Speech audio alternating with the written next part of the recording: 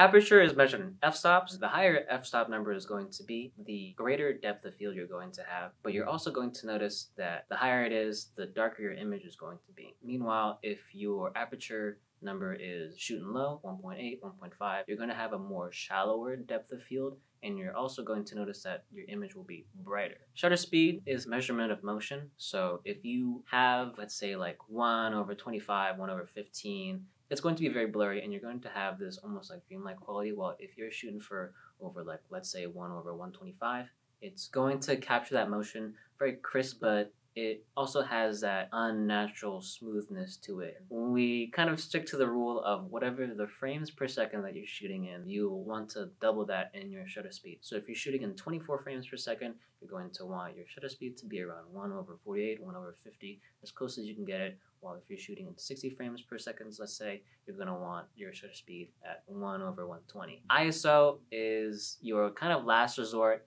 to brighten up your image, and that's going to do that digitally. But be wary, because the higher that ISO number is going to go, the more digital grain or noise it's going to have. So